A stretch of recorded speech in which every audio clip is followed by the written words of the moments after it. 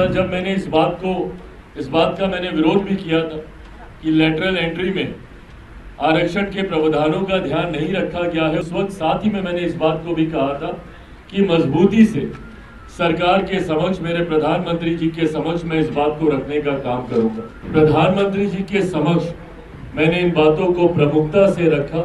उनके संज्ञान में अनुसूचित जाति, जनजाति, पिछड़ा वर्ग के लोगों के तमाम चिंताओं को मैंने रखने का काम किया। निजी क्षेत्र में आरक्षण की व्यवस्था नहीं है, ऐसे में सरकारी क्षेत्र में कोई भी नियुक्ति होती हो, किसी भी तरीके की नियुक्ति होती हो, ऐसे में सरकार को आरक्षण के नियमों का पालन करना चाहिए। विपक्ष जो आज की तारीख में इसको लेकर हो हंगामा खड़ा करने का कार्य कर रहा है, ये प्रेसिडेंट्स भी विपक्ष की सरकारों के दौरान ही खड़े किए गए हैं। इन्हीं लोगों ने कई ऐसी नियुक्तियां की हैं। ये वही विपक्ष है जिसने समय समय पर, अपने समय पर डायरेक्ट ये भर्तियां करने का कार्य किया।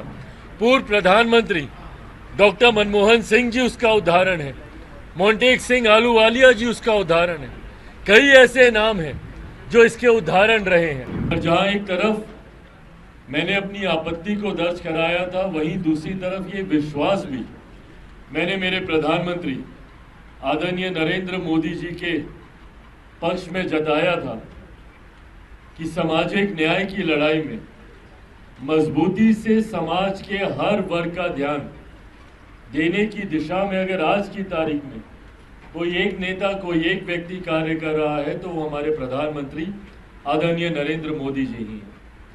ऐसे में कल जब मैंने इस बात का मैंने विरोध भी किया था कि लेटरल एंट्री में आरक्षण के प्रावधानों का ध्यान नहीं रखा गया है, उस वक्त साथ ही में मैंने इस बात को भी कहा था कि मजबूती से सरकार के समक्ष, मेरे प्रधानमंत्री जी के समक्ष मैं इस बात को रखने का काम करूंगा। सरकार का अंग हूं, कई ऐसी बातें हैं जो सार्वजनिक तौर पर कहने में मैं सामर्थ्य नहीं हूं। सरकार का अंग होने के नाते सरकार का संरक्षण करने की भी बड़ी जिम्मेदारी मेरे कंधों पर है। पर हाँ, कई ऐसे विषय हैं जहां पर असहमति होती है, पर असहमति को दर्ज कराने के लिए भी सरकार के भीतर मुझे एक मंच मुहैया कराया गया है, जहां पर अक्सर ऐसे विषयों को प्रमुखता से मैं रखने का काम करता हूं। जैसे ही ये लेटरल एंट्री वाला मामला हम लोग के संज्ञान में आया, उसी वक्त से मैंने लगातार अलग अलग जगहों पे कंसर्न अथॉरिटीज के सामने मैंने अपने इस विषय को रखा। प्रधानमंत्री जी के समक्ष मैंने इन बातों को प्रमुखता से रखा। उनके संज्ञान में अनुसूचित जाति, जनजाति, पिछड़ा वर्ग के लोगों के तमाम चिंताओं को मैंने रखने का काम किया। लगभग पिछले 1.5-2 दिन से लगातार मैं खुद प्रधानमंत्री जी के और प्रधानमंत्री जी का कार्यालय मेरे संपर्क में रहा। उन्होंने इस विषय से जुड़े हुए हर बिंदु पर मुझसे चर्चा करने का उन्होंने काम किया।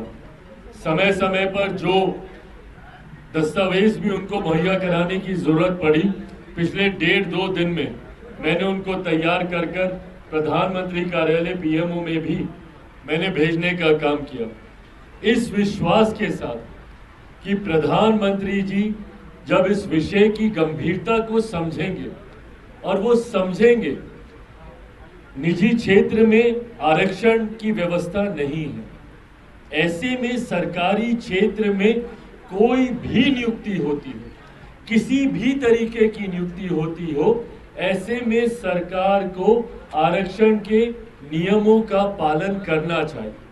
ये मांग लोक जनशक्ति पार्टी रामविलास की रही है हमेशा से।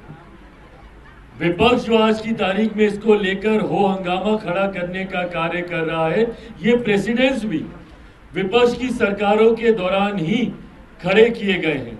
इन्हीं लोगों ने कई ऐसी नियुक्तियां की हैं। भले आवाज वैसे भी आ ही रही होगी, भले वो कांग्रेस की सरकार हो या कांग्रेस के नेतृत्व में अलग अलग समय में बनी गठबंधन की सरकारें हों, इससे पूर्ण भी कई ऐसे उदाहरण रहे हैं जहां पे लेटरल नियुक्तियां की गई हैं, जिसके तहत डायरेक्ट उन पदों पर बिना आरक्षण के प्रावधानों का ध्यान रखे हुए नियुक्तियां कराई गई हैं। और आज जब हमारी सरकार के द्वारा इस तरीके का विज्ञापन आया तो विपक्ष ने एक ऐसा माहौल बनाने का प्रयास किया जैसे इतिहास में पहली बार ऐसा हो रहा हो। पहले हुआ इसलिए ये हो रहा है, सही है, मैं इसका भी पक्षधर नहीं हूँ, इसीलिए मैंने इसके खिलाफ भी अपनी बातों को रखा। पर जो विपक्ष एकदम हमदर्द बनने का प्रयास कर रहा था, अनुसूचित जाति जनजाति पिछड़ा वर्ग से आने वाले लोगों का हिमायती बनने का प्रयास कर रहा था, ये वही विपक्ष है जिसने समय समय पर अपने समय पर डायरेक्ट ये भर्तियां करने का कार्य किया।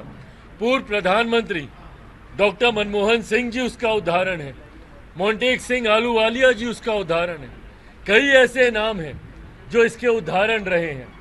पर बहरहाल हम लोगों ने इस बात की आपत्ति दर्ज कराई कि अगर इतिहास में हुआ है इसीलिए हमारी सरकार भी इसको इसी तरीके से लागू कर दे, ये उचित नहीं है।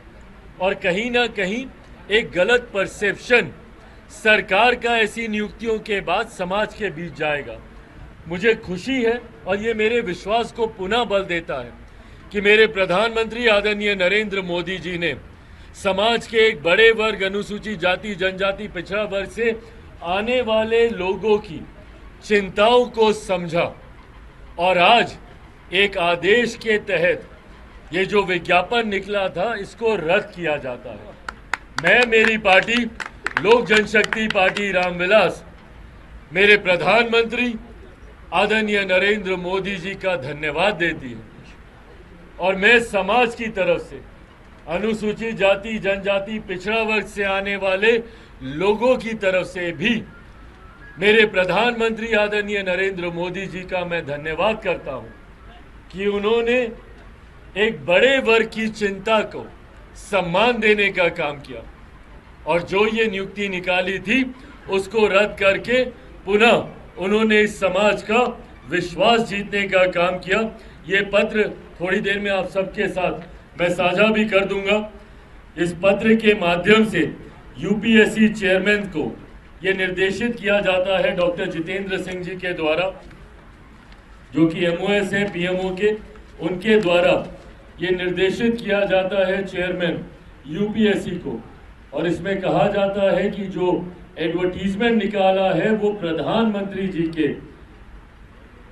This aspect needs to be reviewed and reformed in the context of honourable prime minister's focus on assuring social justice.